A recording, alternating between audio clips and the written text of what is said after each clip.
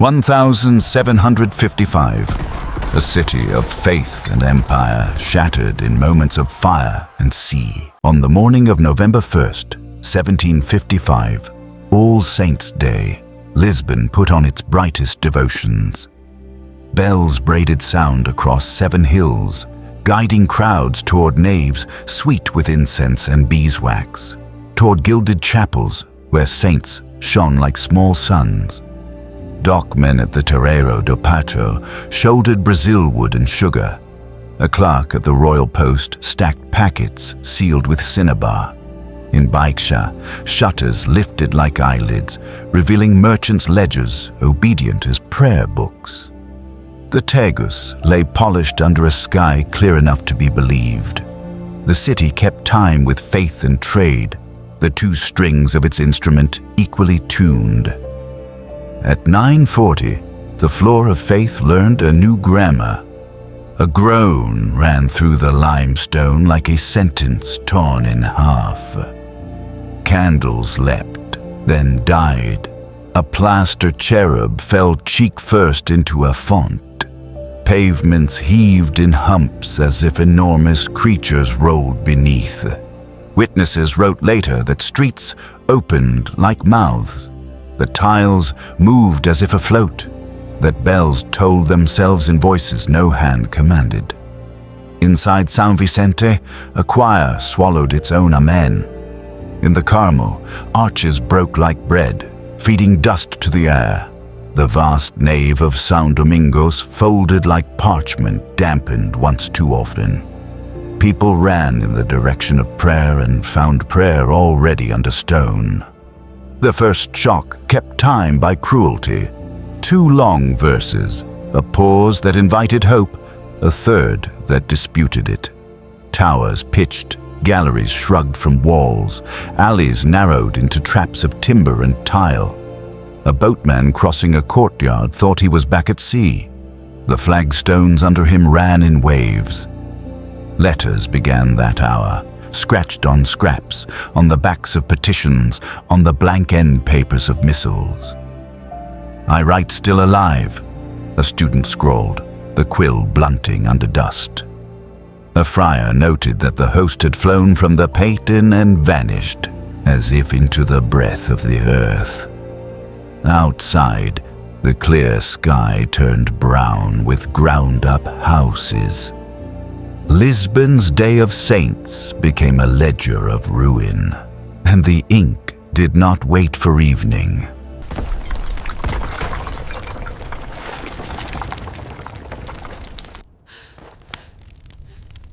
Letters preserved in monasteries, embassies, and counting houses describe a second catastrophe inside the first, the collapse of confidence.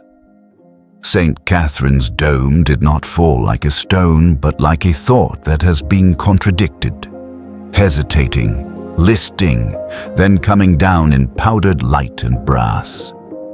At São Vicente, the choir continued for a heartbeat with no roof, a psalm hanging naked in smoke, before choristers and benches vanished in a single sigh of timber. Wax from 1,000 devotional candles became rivers. Statues that had always been heavier than men proved so again. A merchant found himself beneath the hem of a saint, its gilding pressed against his cheek like a hot coin. He lived and wrote that he smelled cinnamon and ash in the same breath. Everywhere the calculus of piety inverted. Worshippers poured into squares, clutching scapulars and rosaries, only to meet new avalanches of cornices. Priests tried Latin against limestone. Some lifted the viaticum in the open air and lost it to dust. One man of God beat at rubble with his confessional door. In the alleys, neighbors became rescuers and then mourners in the same minute. Women called the holy names until their voices rasped and then called children's names instead. Between coughs, the city spoke scripture in a new tense. "The city trembles with us," a canon wrote to a friend in Coimbra, "and I fear he has vacated his house." A carpenter pulled a boy from under a gallery beam, handed him to his mother, and fainted in a clean faint that tore no muscle. He stood later and could not speak the alphabet. In one letter, scorched at the edges, the writer set down a list: bread, water, mother, relic, light. He crossed relic and wrote rope. Faith did not end. It redistributed itself into hands, buckets, pry bars, minutes. And yet as dust settled in courtyards, as bells tolled themselves to cracks, some knelt and gave thanks simply for air and for the stubborn grammar of the world that had not broken entirely.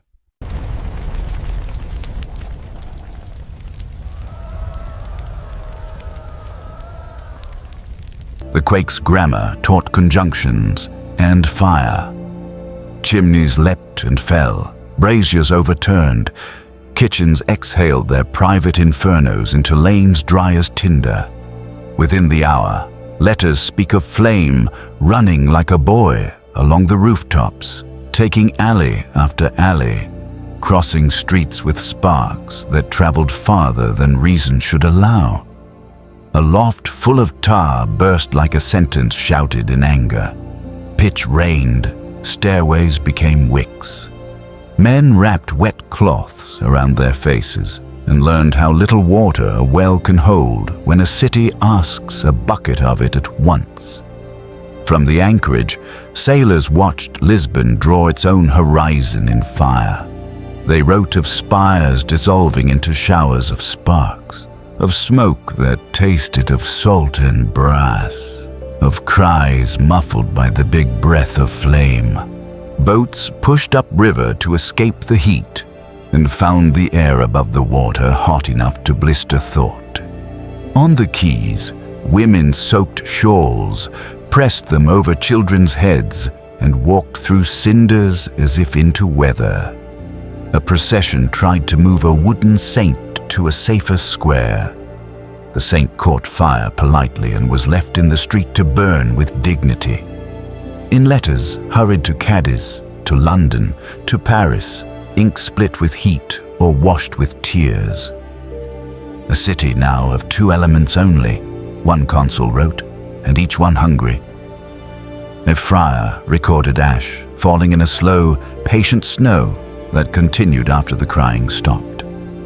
Night did not fall. It arrived early and red, and the Tagus mirrored a sky that seemed to be learning hell by heart. Families fled to open places and found them hotter than rooms. The earthquake had torn the bones. The fire remembered the arrangement of muscles and devoured them in order. People who had never written letters found words enough to say simply, "We are alive. The city is burning. Send water, send any hand. Send God if he is not already occupied."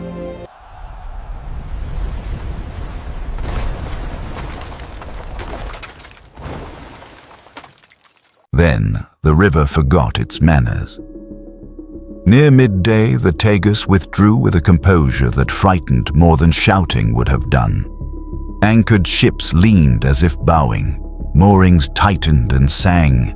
Fish flicked on shining mud where no water belonged. People, curious, brave, or bereft of sense, walked the exposed bed to marvel at anchors and the ribs of wrecks, at coins winking in clay, at the sudden architecture of a river revealed.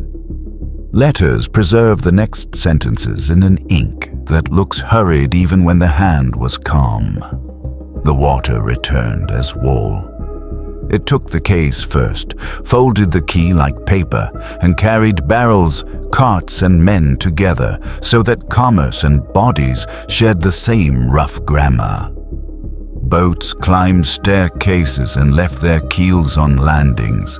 A church door opened to receive a wave and shut again without prayer. Witnesses wrote of lamps vanishing as if pinched by a giant's fingers, of mothers on roofs holding children in the wrong element. of a sailor who swam out a window and came back in through a different floor. A friar stood on a step and counted 1, 2, 3. Each swell higher, each louder, until counting learned to be screaming. Then the river, satisfied or tired, went thin again, leaving a field of things that had not met before. Saints' hands, hull planks, manuscripts, chairs, cats. Slime threaded the streets. The drowned lay where water had taught them to be simple. In a ruined customs house, a clerk found his inkstand afloat beside a skull and wrote, with a broom for a pen, "Received by the sea." Dispatches to Cadiz and London carried salt stains like lace. The quake shook, the fire devoured. The water signed its name in a script nobody could forget. A map drawn that week shows Lisbon with fewer edges, as if gnawed. Those who climbed the hills to escape the flood looked back and saw a city not destroyed by one thing, but instructed by 3.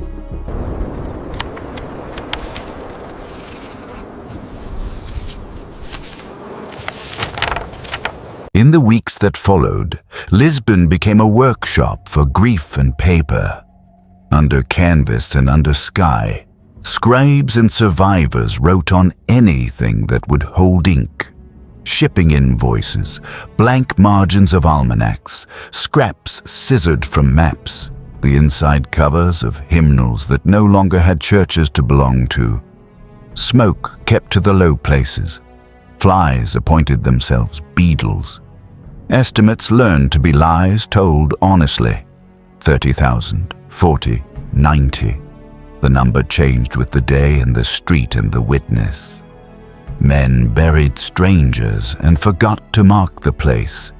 Women searched with a scarf pressed over nose and mouth and a list of names that had become a prayer by repetition. Foreign consuls sent inventories like psalms stripped of comfort.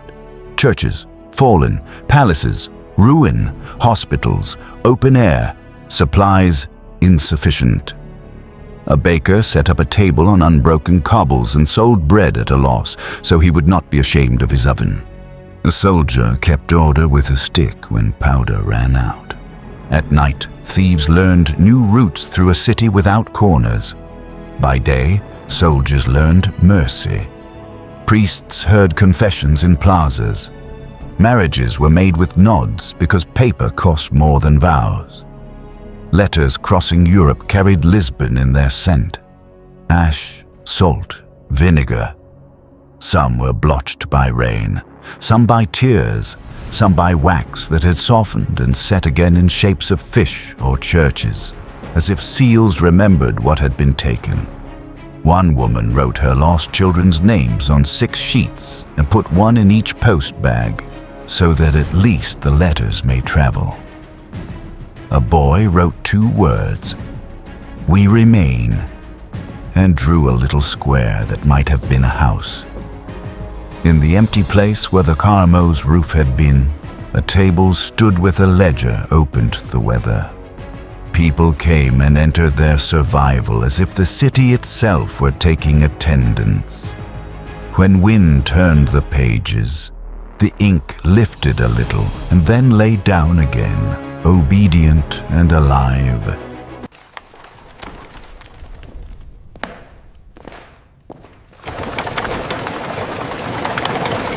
News outran embers.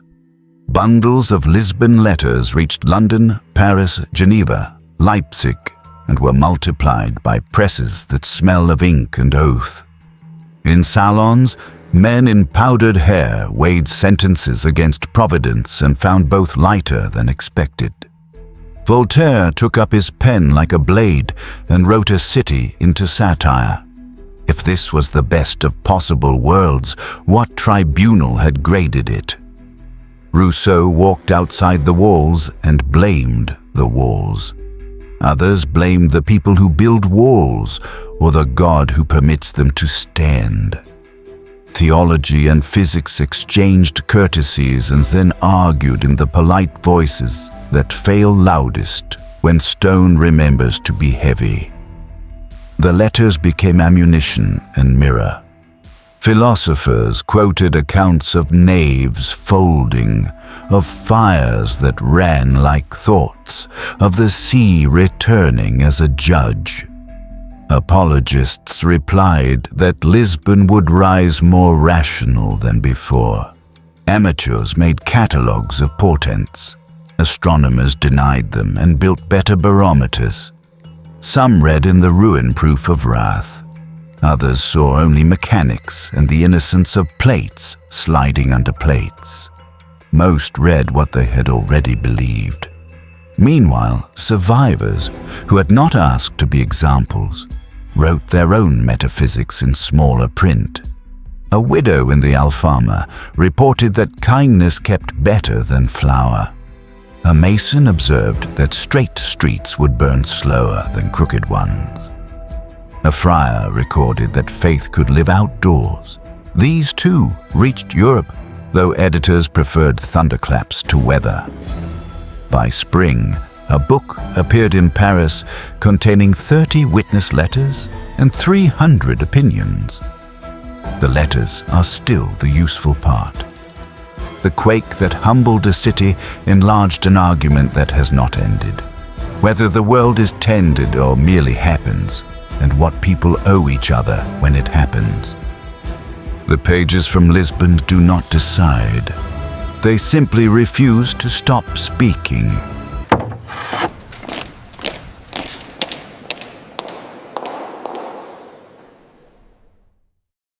Years hardened into plans. Under the Marquis of Pombal, the city learned a new vocabulary: grids, setbacks, cage walls that would sway and not slay. Decrees went out on thick paper that smelled of glue and purpose. Rebuild Baixia wider, open squares to air, raise facades to measured heights, insert wooden gaiola frames so stone would remember its manners. Soldiers marched past test walls while clerks noted which joints cracked and which forgave. Carpenters learned to trust diagonal bracing, masons learned to leave space for the wind. A map maker drew a Lisbon that had not yet been built and labeled streets with names that would later seem inevitable. Rebuilding did not erase the morning. Each All Saints' Day bells tolled not only for the canonized, but for the uncounted. Children born afterward could recite the story with the confidence of those who survived by hearsay, the groan, the dust, the fire, the water. Families visited squares where houses had stood and spoke the absent addresses aloud. Archivists boxed the letters that had carried the city through its worst grammar and wrote labels in hands steadier than the original writers could claim. Walk Baixia now and the order pleases. Light across long facades, tile cool as theology, arcades that make rain polite. In a quiet room, a glass case keeps a bundle tied with a sailor's neckerchief. The top letter reads, in a hand that had learned smoke, to the friend who survives. On humid days, salt blooms along the edges and the ash smell wakes. Read long enough and the present grows transparent. Beneath the rational grid, the old crooked lanes reappear like undertext. Lisbon stands, bright upon the Tagus, practiced in gratitude and in doubt. The letters endure, still speaking of prayer turned to screams, and of neighbors who learned rope, bucket, pry bar, and mercy. They do not answer the question philosophers keep, but they keep the city human while it asks.